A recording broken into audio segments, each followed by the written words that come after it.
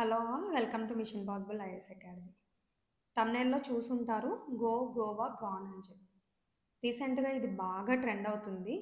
Goa tourism మొత్తం పడిపోయింది, గోవా అంతా ఖాళీ అయిపోయింది అని చెప్పి వింటూ ఉన్నారు కదా సోషల్ మీడియాలో కానీ ఇంకా న్యూస్లో కానీ. సో అసలు గోవాకి ఏమైంది, సడన్గా గోవా టూరిజం ఇంతలా పడిపోవడానికి గల కారణాలు ఏంటి, అలాగే ఈ గవర్నమెంట్ ఎలాంటి చర్యలు తీసుకుంటే మళ్ళా తిరిగి దాని పూర్వ వైభవాన్ని తీసుకురాగలుగుతారు అనేటువంటి అంశాల గురించి ఈ వీడియోలో మనం అనలైజ్ చేద్దాం. ముందుగా గోవా హిస్టరీకి సంబంధించి చూసుకుంటే అది పోర్చుగీస్ వాళ్ళ నుంచి మనకి ఇండిపెండెన్స్ తర్వాత లాస్ట్లో వెళ్ళినటువంటి వాళ్ళు పోర్చుగీస్ వాళ్ళే గోవాను వదిలేసి వెళ్ళారనమాట.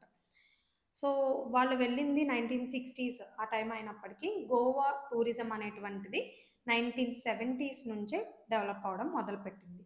అంటే పోర్చుగీస్ వాళ్ళు ఇండియాను వదిలి వెళ్ళిపోయిన తర్వాత నుంచి అదొక టూరిస్ట్ డెస్టినేషన్గా డెవలప్ అవడం అనేది అప్పటి నుంచే స్టార్ట్ అయింది. ఇక 1990స్కి వచ్చేటప్పటికి అంతర్జాతీయ టూరిస్టులని బాగా అట్రాక్ట్ చేసిందనమాట.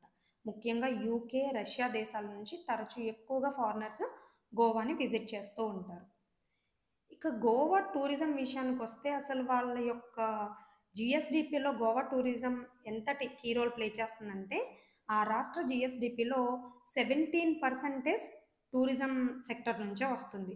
అది మాత్రమే కాదు, ఆ రాష్ట్రంలో ఉన్నటువంటి ఎంప్లాయ్మెంట్లో 35% ఈ టూరిజంలోనే పనిచేస్తున్నారనమాట, టూరిస్ట్ సెక్టర్లోనే పనిచేస్తున్నారు. సో దీన్ని బట్టి అది అసలు వాళ్ళ ఎకానమీకి వెన్నెముక లాంటిది అనేటువంటిది అర్థమవుతుందన్నమాట.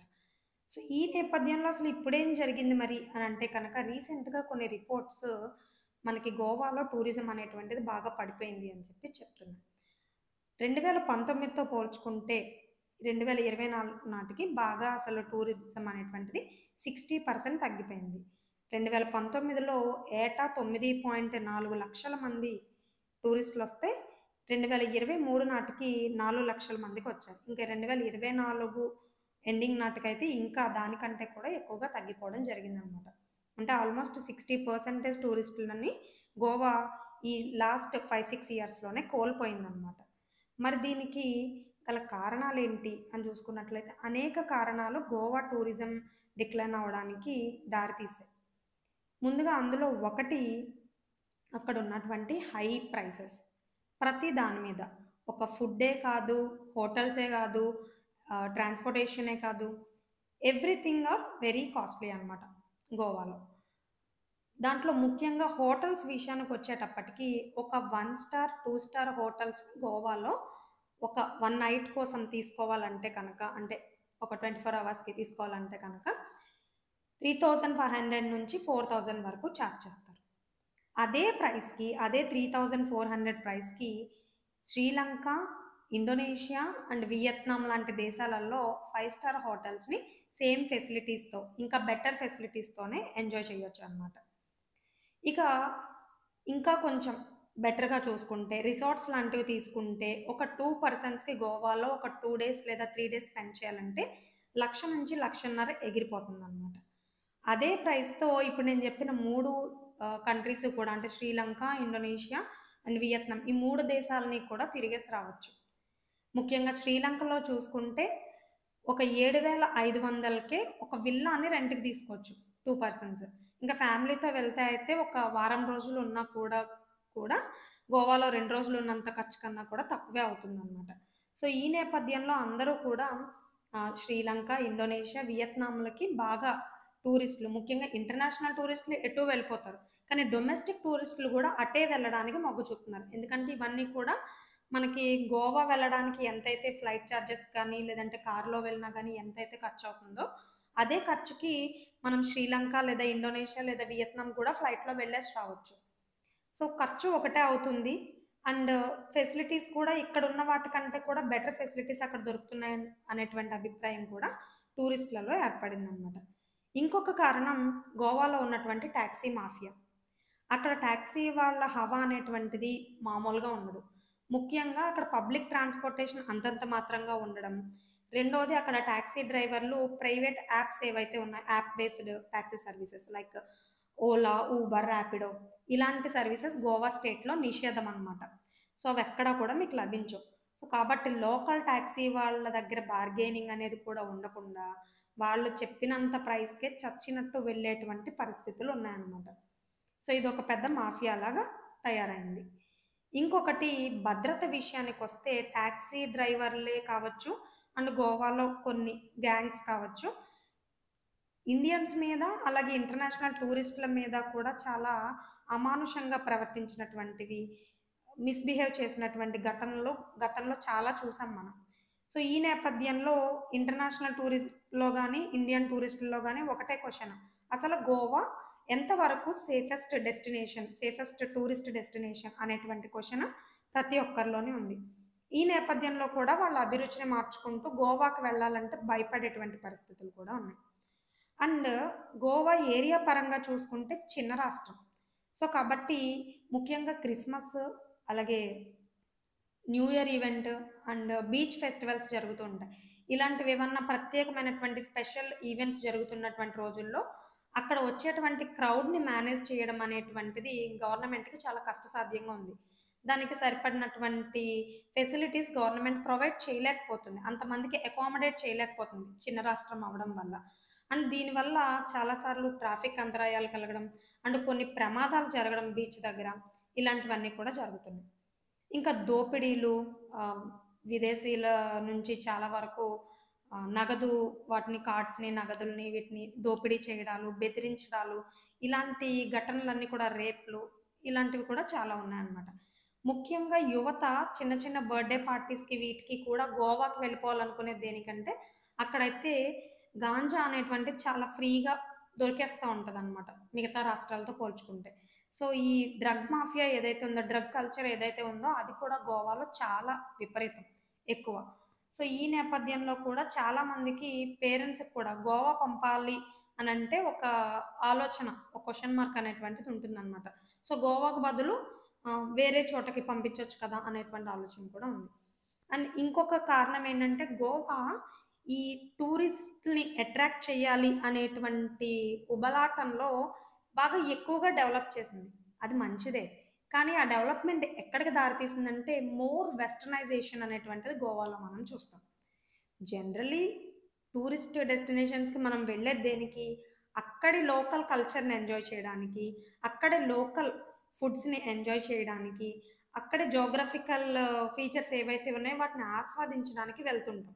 గోవా అంటే మనకి సెరెన్ పారడైజ్‌గా, గోల్డెన్ శాండ్స్‌కి ప్రసిద్ధిగా, అలాగే హిస్టారికల్ మాన్యుమెంట్స్ పోర్చుగీస్ వాళ్ళ యొక్క హిస్టారికల్ మాన్యుమెంట్స్‌కి గుర్తుగా, అలాగే ఎకో టూరిజంకి గుర్తుగా ఉండేది. దీంతో పాటు గోవాలో మాత్రమే లభించేటువంటి లోకల్ ఫుడ్స్ గానీ, లోకల్ కల్చర్ గానీ, వీటన్నిటి కోసం ఎక్కువగా వచ్చేవారు ఒకప్పుడు టూరిస్టులు.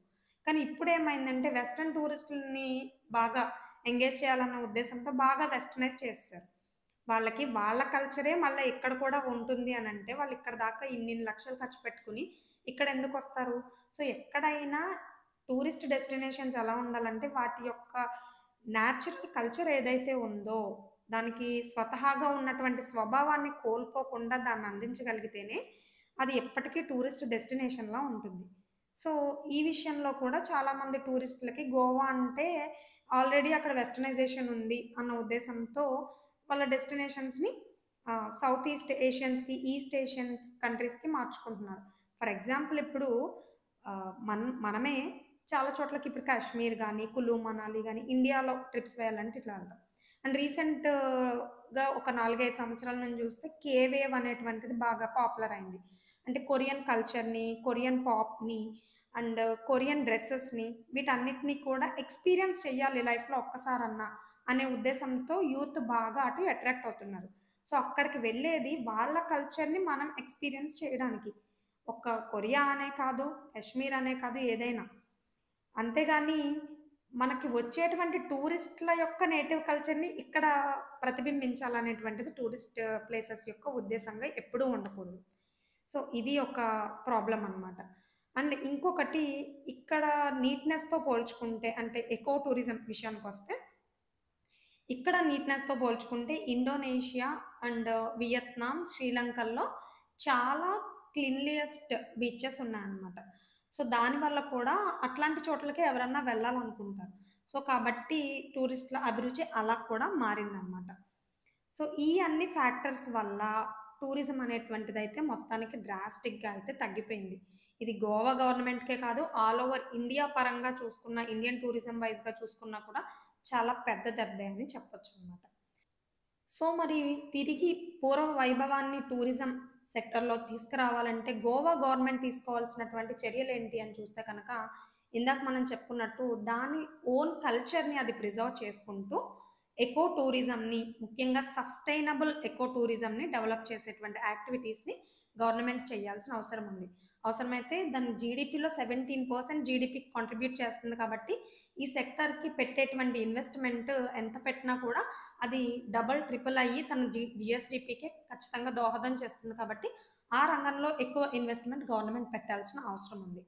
రెండోది ఈ టాక్సీ వాళ్ళని వాళ్ళు చేసేటువంటి చర్యలేవైతే ఉన్నాయో, టూరిస్టుల పట్ల బిహేవ్ చేసేటువంటి ఆ బిహేవియర్ గానీ, వీటి మీద గానీ ఏదైనా అవాంఛనీయమైనటువంటి ఘటనలు జరిగితే ఇమ్మీడియేట్‌గా యాక్షన్ తీసుకునే విధంగా చట్టాలు రూపొందించాలి. అండ్ అలాగే ఈ టాక్సీ మాఫియా చేతిలో చిక్కకుండా మరింత పబ్లిక్ ట్రాన్స్‌పోర్టేషన్‌ని బలోపేతం చేయాలి. కుదిరితే ఈ ఓలా, ఊబర్ లాంటి వాటికి కూడా అక్కడ అవకాశాన్ని కల్పించేందుకు గవర్నమెంట్ చర్యలు తీసుకోవాలనమాట. అప్పుడు ఈ టాక్సీ మాఫియా ఆటలనేటువంటివి కొంత కట్టడి చేయొచ్చు. మూడోది టూరిస్ట్‌లని ఆకట్టుకునేలాంటి ఆఫర్స్ లాంటివి పెట్టడం. అలాగే కొన్ని ఈవెంట్లు సాధారణంగా ఈ క్రిస్మస్, న్యూ ఇయర్ ఇలాంటివి మాత్రమే కాకుండా తరచూ ఈవెంట్‌లని కండక్ట్ చేయడం, వాటి మీద ఆఫర్స్ పెట్టడం, ఇలాంటి వాటి వల్ల కూడా టూరిస్టులు బాగా అట్రాక్ట్ అయ్యేందుకు అవకాశం ఉంది.